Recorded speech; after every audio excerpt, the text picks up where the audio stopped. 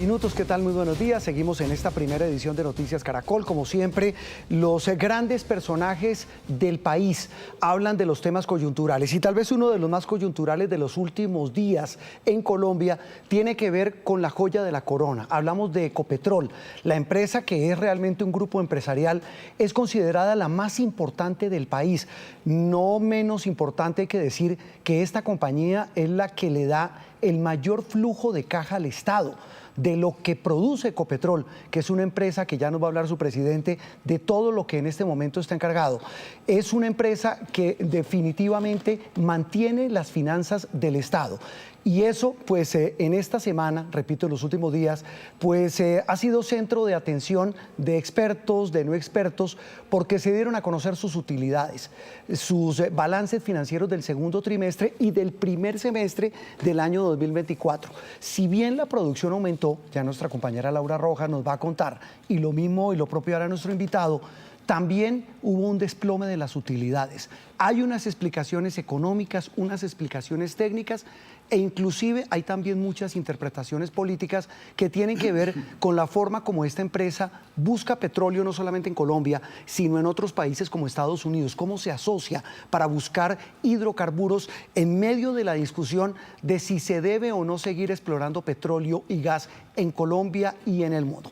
A las 7 de la mañana, 7 minutos, saludamos al doctor Ricardo Roa, es el presidente de Ecopetrol. Presidente, gracias por acompañarnos aquí en el estudio de Noticias Caracol.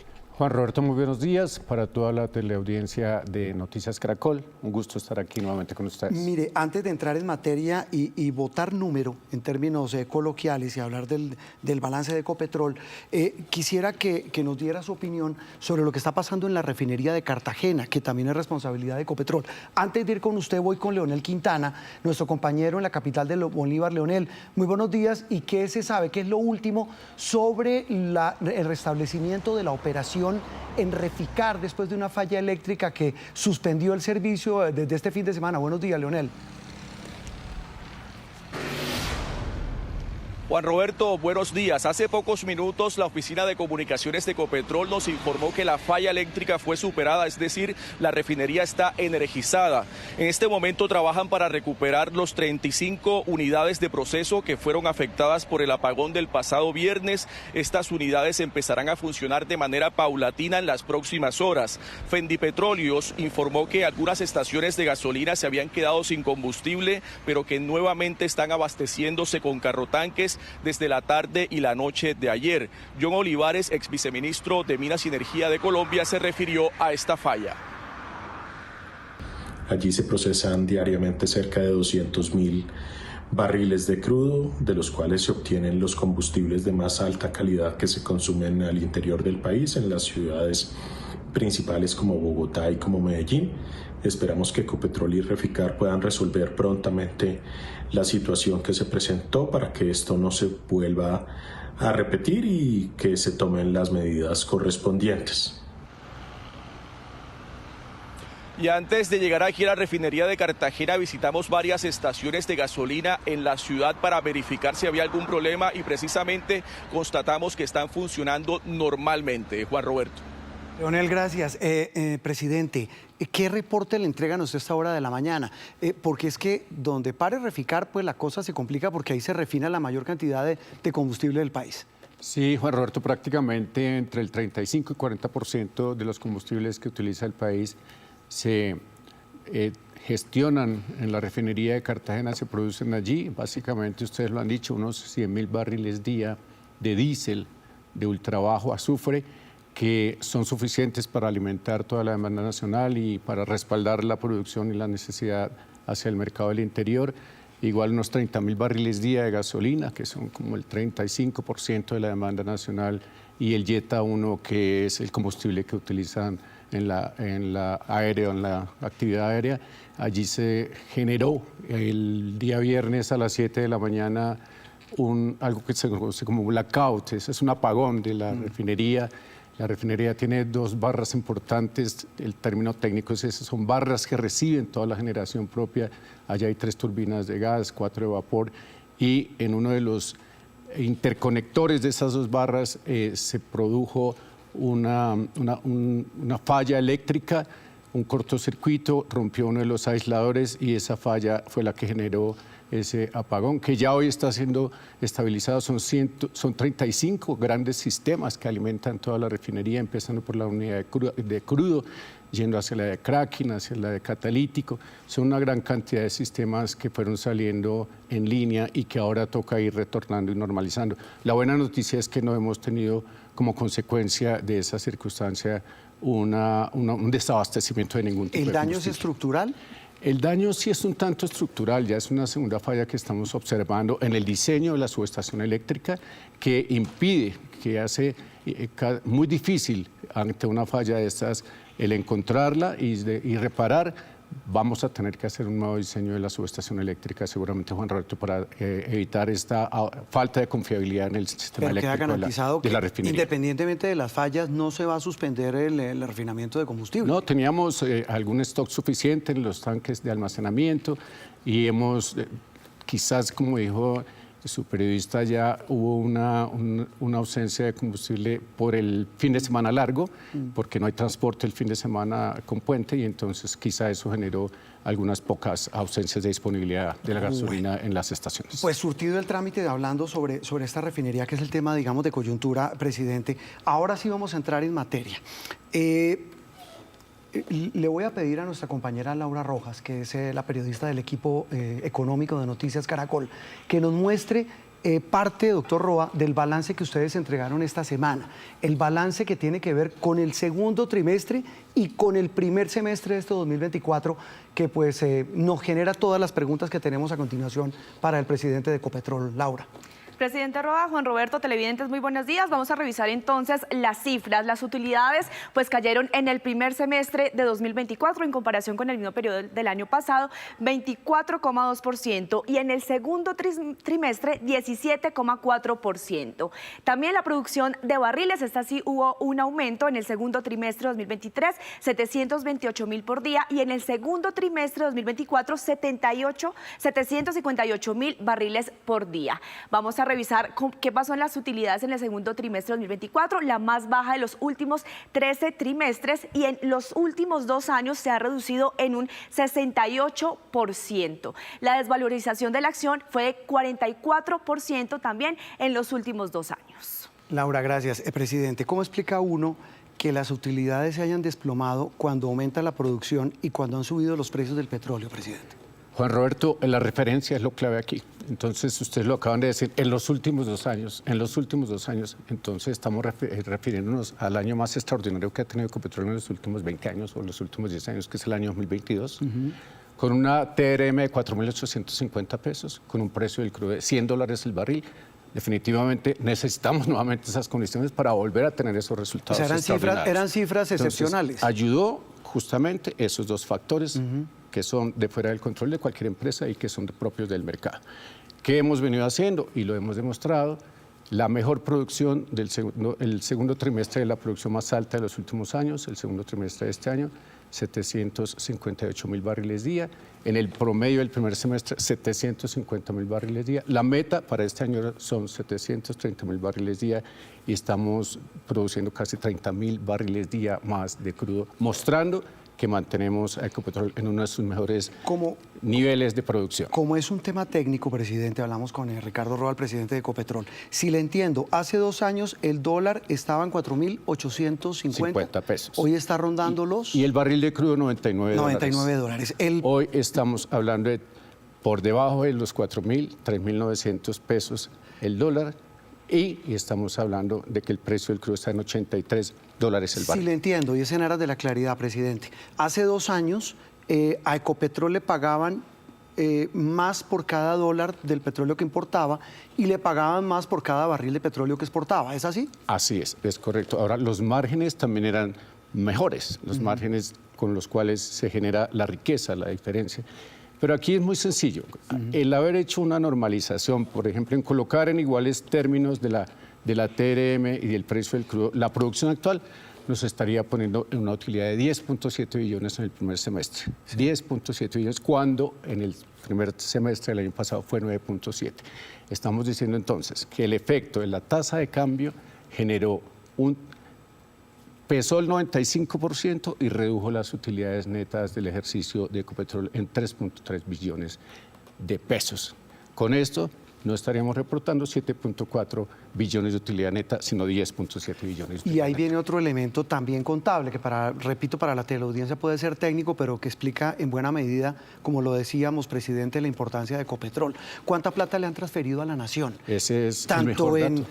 Tanto en recursos, en transferencias generales, como en impuestos, que entiendo es también donde se elevó muchísimo lo que tuvo que sacar No lo pusieron Ecopetrol. ustedes ahí en esos resultados. Por eso le pregunto. En el año 22 y 23, 100 billones de pesos. Ajá. En el año pasado, 58 billones de transferencias a la nación y en el año 2022, 42 billones. 100 billones de pesos en los últimos 2 años, las transferencias que Ecopetrol le ha generado a la nación, bien lo has dicho, en impuestos, regalías y las dividendos vía la utilidad neta. Para este año seguimos manteniendo una expectativa muy alta, estamos esperando del orden de 38, 39 billones de transferencias a la nación, unos 21 billones de pesos en impuestos, unos 10 billones de pesos en regalías y cerca de 7 u 8 billones en utilidad neta vía dividendos. Y ahí viene un elemento, cuando usted en una empresa pequeña o grande, esta que es un monstruo, que es la más grande del país, presidente, pero también en una empresa pequeña, cuando yo produzco más, gano menos y tengo que pagar más impuestos, ¿qué tengo que hacer? Sí, hay que hacer ahorros. Hay ¿Cómo? que hacer ahorros, hay que empezar a gestionar eficiencias, hay que producir más con menos y ese es otro de los elementos que hemos tratado de contrarrestar. Tenemos 2 elementos adicionales, además de la tasa representativa del mercado, y es la tasa efectiva de tributación, que en el último semestre subió 4.2%, y la sobretasa el impuesto, la sobretasa al impuesto de renta, que también tuvo un incremento del 10 al 15%, esos 2 aspectos, más el crecimiento de los costos que hemos tenido este primer semestre asociados al fenómeno del Niño. El gas nos costó más, la electricidad nos costó más, y esos son los insumos básicos dentro de los cuales nosotros aseguramos nuestra operación. Y todo este panorama, repito, tan técnico y tan especializado, en medio o justo cuando se conocen estos resultados, se conoce otra noticia, presidente, y es que se supone que buena parte, y quiero que Laura me ayude a verlo, buena parte de esas utilidades, y ya el presidente nos conversará del tema, tienen que ver con, no con el proyecto Oslo, sino con lo que llaman la exploración no convencional, que ya nos va a explicar el presidente de Ecopetrol qué es, le ha representado a Ecopetrol. Laura, ¿tenemos ese dato de cuánto le ha representado en ese balance de ese primer semestre? Sí, señor. Efectivamente, pues hemos evidenciado qué pasaría de pronto, primero revisar con el proyecto Oslo. Las utilidades habían aumentado en un 14%, pero de momento esa cifra de cuánto hubiese aumentado, pues básicamente la hubiese tenido, lo hubiese explicado el expresidente de Ecopetrol, y dice que cree que habría sido un tema de ideología y que se estaba imponiendo sobre los temas técnicos. Es posiblemente la mejor oportunidad en el portafolio de Ecopetrol. La operación se hubiese podido financiar como deuda, como lo hicieron en el pasado. Sí, pero mire, antes de ir con lo que dicen los expertos, como usted, presidente, sobre el proyecto que no se firmó, es hoy cuánto representa la producción de hidrocarburos proveniente de ese proyecto que tienen firmado con la Oxy en la famosa cuenca Permian. Bueno, hoy en términos de la producción representa unos 40, 60 mil barriles día de petróleo, que ha llegado a 80, 100 mil barriles día esa producción allá en la cuenca del Permian con nuestro aliado Oxy. En términos de reservas también hay un aporte de un 8-10% de las reservas. Este proyecto no hay que compararlo como si hubiera sido un negocio que ya estaba dentro. Esta era una oportunidad de negocio y no solo es tema de ideología, en voz de algunos expertos, es tema de los indicadores económicos y la exposición que teníamos de superar la relación de deuda-EBITDA de la compañía a efectos de perder de pronto el grado de inversión. Varias calificadoras advirtieron que con esta negociación podría haberse superado esa relación deuda-EBITDA que tenemos en el tope como política establecida en el petróleo de 2.5 veces. Lo quiero interrumpir, presidente, porque para hablar en cristiano, como dicen las abuelas, estamos hablando de un sistema de extracción de petróleo que ni siquiera se hace en Colombia, me Así corrige. es. Estos son en contratos en Estados Unidos con los que Colombia tiene acuerdos. Hablo de la Oxy. No del que no se firmó, sino de lo que hay hoy. De lo que hay hoy, ¿qué tanto le representa a esas utilidades de Ecopetrol? Porque decían incluso que mientras una producción en Estados Unidos, en la cual participa Ecopetrol, le representa un 67% de producción el aumento, lo que se hace aquí apenas el 5%. Bueno, entonces, muy clara la pregunta y es, el negocio denominado Oslo era una ventana de oportunidad para ejecutar esa inversión en un 49% con nuestro aliado Oxy, allá en la cuenca del Permian. Eso es un yacimiento no convencional, fracturamiento hidráulico es la tecnología y eso es fracking. Fracking. Entonces, ese es un negocio que no se hizo y no se consolidó. Nosotros seguimos desde el año 2019 teniendo una alianza importante con Oxy en la cuenca del Permian, en la que tenemos el derecho de la explotación económica del 49% de participación en esta extracción y son los números que le mencionaba inicialmente. Entonces ahí tenemos, sí, parte importante, una parte del 67%, usted lo ha dicho bien, de esa mayor producción la estamos teniendo en la cuenca del Permian asociada a esa explotación del yacimiento no convencional. Entonces, ¿por qué no se firmó ese nuevo contrato que pintaba tan bueno? Ese nuevo contrato pintaba tan bueno, pero primero para que, como Cristiano, como lo mencionaste, Sí. no era cualquier negocio. Estamos hablando de un negocio de 3.63 billones de dólares, Juan Roberto. Eso fue lo mismo que le valió el 51% de participación de la acción. 3.630 millones de dólares. Eso fue lo que costó el 51,4% de la participación de la nación que tenía en ISA y que adquirió Ecopetrol desde hace unos par de años. Prácticamente estamos hablando de la mitad de lo que costó Reficar y estamos hablando de prácticamente 2 veces lo que pagó quien compró a Isagen. No son cifras menores. Entonces, cuando se compra el 51% de la nación, 3.7 billones, estamos hablando de un negocio en un modelo económico y financiero prácticamente a perpetuidad, pero se evalúa sobre unas ventanas de tiempo de 30 años. Aquí estamos hablando de un proyecto a 5 años.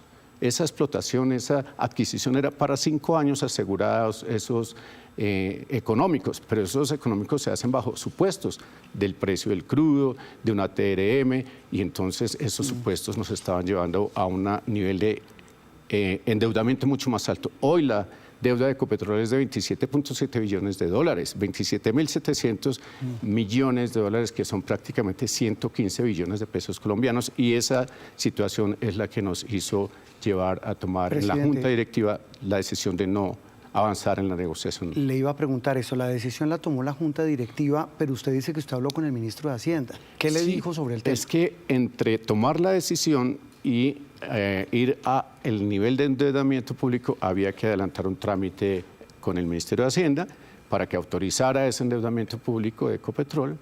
El Ministerio de Hacienda pues es el dueño, el representante del dueño del 88% de las acciones, por eso había que consultarle al dueño la posibilidad de ir a endeudarse más en 3.7 billones. Eso nos estaba poniendo en los límites de la capacidad que tenemos de endeudamiento en la compañía, y ese permiso, esa sensibilización que yo hice, esa socialización que hice con el señor ministro, me dijo, no veo ambiente frente a las condiciones actuales de deuda que tiene el país para que se le apruebe un endeudamiento para compra de fracking. Y eso, pues no fue solo eso, es que había en el marco de esa negociación una posibilidad, Juan Roberto, de entrar a pagar una penalidad de unos 270 millones de dólares por no, después de haber anunciado que se hacía la negociación, por ir y no contar con la aprobación del endeudamiento por parte de Hacienda, hubiéramos incurrido en un riesgo de tener que pagar una multa de 270 millones de dólares. Mire, presidente, eso dice en su charla con el ministro de Hacienda, que como usted dice es el dueño de la pelota en materia de finanzas y de autorizar o no un crédito tan alto, en este caso para Ecopetrol. Pero hablamos con varias personas de la Junta y nos dicen que eso no es verdad, que el negocio no era riesgoso en términos de endeudamiento. Y le voy a leer lo que nos decían. Nos decían, mire, se impidió que Ecopetrol se beneficiara de una operación que prometía altos rendimientos a corto y mediano plazo y redundaría en la mejora en las finanzas públicas. ¿A quién le cree uno? ¿A los miembros de la Junta o al ministro de Hacienda? Bueno, hay que creerle a lo que queda y va a reposar en las constancias, en las actas oficiales de los comités, de los distintos comités. Hay una gran cantidad de instancias internas en Ecopetrol que analizan, evalúan y recomiendan. Una de esas recomendaciones fue el Comité de Inversiones y Negocios Interno de Ecopetrol, otra de las recomendaciones fue el Comité de Nuevos Negocios, en el que parte de los miembros de Junta conforman con la administración, y en ese Comité de Nuevos Negocios obviamente se vio los atributos en todos los frentes. Nunca hemos negado que el proyecto era bueno en términos de las mayores reservas, en términos de del incremento de la producción, en términos de la tecnología, así sea fracking, se explotan estos recursos allí de una manera muy limpia, descarbonizada. Todo, digamos, fue evaluado minuciosa y rigurosamente por las distintas instancias. Pero una vez que toca tomar la decisión y avisarla a Oxy, pues tenemos estas dos situaciones. Una, la necesidad de ir a contar con la aprobación del nivel de endeudamiento del Ministerio de Hacienda, y otra, el riesgo que teníamos de, al no contar con esa aprobación y haber sancionado el negocio, haberlo cerrado, íbamos a exponer al país y a la nación a pagar una penalidad de $270 millones. Y es ahí justamente donde, habiendo recomendado el Comité de Inversiones en Negocios a la Junta a acceder al negocio, se hace la consulta y se evidencian esos dos aspectos. Un copamiento prácticamente de la relación del factor de endeudamiento que pueda tener la empresa. No quiere decir que no estaba, ya estaba conversado con los bancos, la posibilidad de apalancar financieramente el 100% de la transacción, pero no se estaba poniendo en el tope de endeudamiento y con ese riesgo de la penalidad. Eso que le dijo a usted el ministro de Hacienda no es lo que muchos interpretan, empezando por la CEO de Oxy, la presidenta de Oxy, una interferencia del presidente Petro y el gobierno central en el gobierno corporativo de Ecopetrol. Lo digo porque la señora Vicky Holub, la CEO de Oxy, muy molesta después del evento, digo, mire, pues ha quedado muy claro ante el mundo que el presidente Petro es antipetrolero, antifracking, antigas y anti-Estados Unidos. Es decir, le metió política a un tema que, como usted nos dice, pues es muy técnico.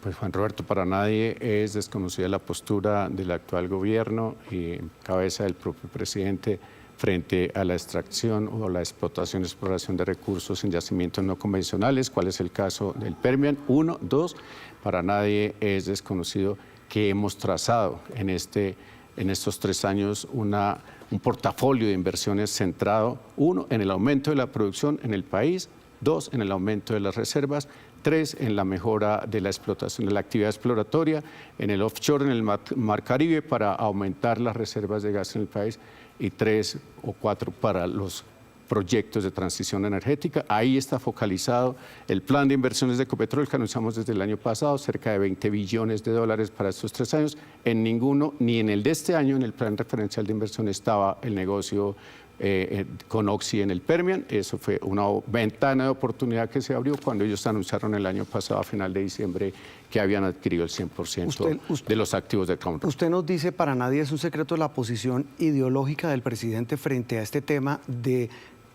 no explorar petróleo bajo esas modalidades no convencionales como la del fracking. Pero mire las vueltas de la vida.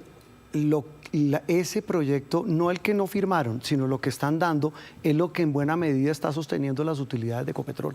Bueno, no es tan cierto que en buena medida esté sosteniendo, eso representa el 10% de todo el negocio de Ecopetrol. Quite ese negocio que hubiera pasado. No, pues quiten este negocio, no se ha quitado, el negocio sigue firme y nosotros seguimos firmes evaluando el negocio y la continuidad del negocio con Oxy, que el año entrante se tiene que revisar y decidir si avanza o no avanza.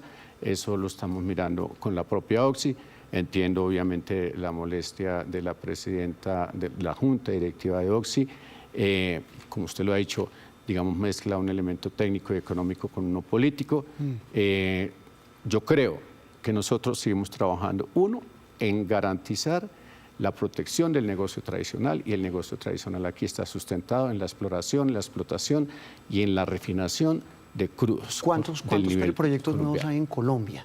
Proyectos nuevos, mire, le digo la verdad, desde octubre del año 2022, 2 meses después de llegado el presidente, son 9.400 millones de dólares. 9.400 millones de dólares que tenemos en 14 proyectos de exploración y de aumento de reservas en el país andando. Ahí hay una cifra importantísima que denota claramente que nosotros ni estamos matando el negocio ni lo estamos abandonando. Que eso es lo que dicen no políticos. Bueno, lo dicen políticos, pero lo dicen expresidentes de Ecopetrol, expertos, dicen que ustedes están secando la gallina de los huevos de oro. Bueno, eso dicen, pero aquí estamos mostrando que no. Usted ve las cifras de la producción, la mejor de todos los últimos años. Pero también vemos las de las utilidades, la acción. Bueno, la de las utilidades, se lo he dicho, aquí hay 3 elementos importantes. El primero de ellos, la tasa representativa del mercado. El segundo, la caída del precio frente al valor de referencia del año 2022.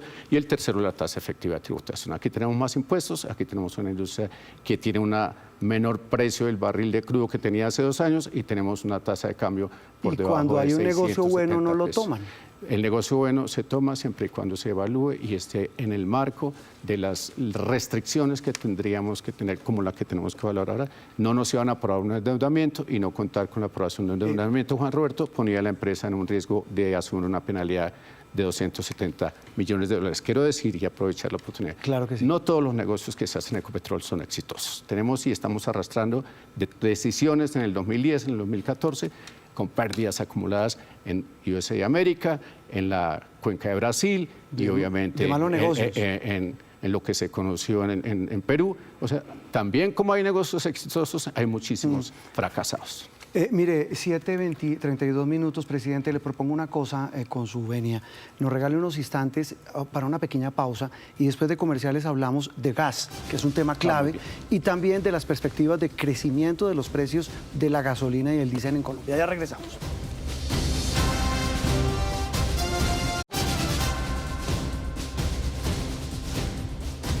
Son las 7 de la mañana, 41 minutos. Estamos aquí en el estudio con el presidente de Ecopetrol, Ricardo Roa, a propósito de la entrega del balance del segundo trimestre de este año de la más importante compañía del país. Ya nos ha explicado él todo lo que tiene que ver con las razones de por qué se cayeron las utilidades cuando sube la producción, de por qué Ecopetrol y su junta directiva, dice él, en la autonomía que tienen, pero luego de unas consultas con el ministro de Hacienda, no le jalaron a un muy rentable y muy interesante proyecto de asociación con la Oxy en los Estados Unidos bajo el sistema fracking, que nos dice también el presidente de Ecopetrol, pues para nadie es un secreto que el presidente de la República pues está en contra de ese sistema. Y presidente, estoy viendo aquí, antes de entrar con el tema de gas, ya en la parte final de este diálogo, aquí en el estudio de Noticias Caracol, la Unión Sindical Obrera, la USO, el sindicato más poderoso, dicen algunos que del país, por ser el sindicato de la empresa más grande del país, que luego de ver este resultado, de no haberse metido en este proyecto grande de fracking con la empresa Oxy en Estados Unidos, que el futuro de Ecopetrol está en riesgo. ¿Está en riesgo el futuro de Ecopetrol? No, para nada, Juan Roberto, y ese es un poco el mensaje que quiero darles a todos los colombianos. Ustedes lo están viendo, una mayor producción, un mayor volumen transportado, una mayor cargabilidad en las refinerías, una mayor autonomía en la disposición de combustibles para el país. Y esto es sencillo verlo en la generación de riqueza, ya se lo decía, en los 2 primeros años de este gobierno, 2022-2023, 100 billones de pesos de transferencias a la nación. Para este año, otros 38, 40 billones de pesos de transferencias para la nación. Ahí es fácil evidenciar si estamos de verdad acabando el negocio o no.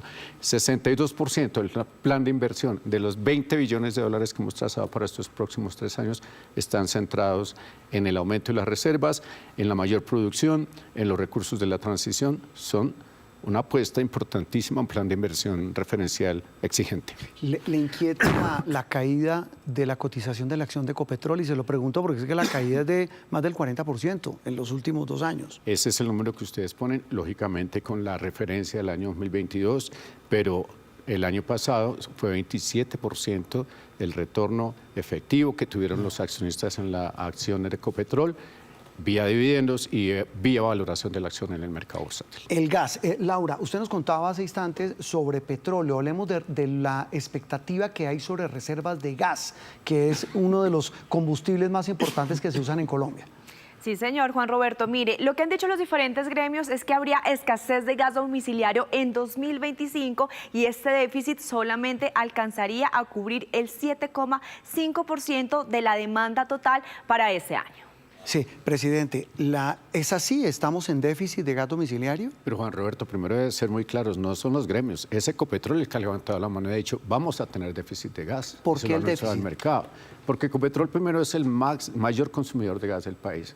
Prácticamente el 24-25% de la producción de gas nacional en el país la absorbe Ecopetrol para sus procesos propios, primero. Entonces, siendo el mayor demandante de gas, pues tenemos que salir, y también el mayor productor de gas del país, pues tenemos que salir a anunciar este déficit que seguramente en otros gobiernos, en otras administraciones nunca tuvieron el valor de decir, aquí vamos a tener un déficit, lo estamos anunciando desde ahora. Es un déficit no generado por las decisiones de un año y medio atrás, es un déficit generado por las no decisiones tomadas hace 5 y 10 años, eso es lo que genera. ¿Qué decisiones se debieron haber tomado? Muchísimas. Desde el año 2015 no se incorpora una reserva adicional de gas o una producción al consumo nacional de gas distinto al fracking de los Estados Unidos. Entonces, por eso nosotros ahorita sí estamos trabajando en la actividad exploratoria, en la maduración acelerada de las reservas de gas que hemos detectado con aliados importantes, con Shell, con Petrobras, con la propia Oxy en el Mar Caribe, y ahí estamos trabajando para que hacia el 2029-2030 el país sea no solo autónomo, sino le sobre gas natural, ojalá hasta para exportar. ¿Se descartó el tema de importar gas de Venezuela? No se ha descartado, es una alternativa que hay que seguir observando. Lo que sí quiero decir es que al haber anunciado que para el año entrante vamos a tener un déficit como de 121 GBtu día, esto es cercano al 10-12% de la demanda nacional, hacia el año 2026 esto ya va a ser unos 300 millones de BTU día de gas de déficit, lo que representará entre el 20 y 25%. De ahí para adelante vamos teniendo unos déficits importantes, pero también desde ya hemos estado evaluando para el mediano y largo plazo la manera de suplir ese gas. ¿De dónde va a salir?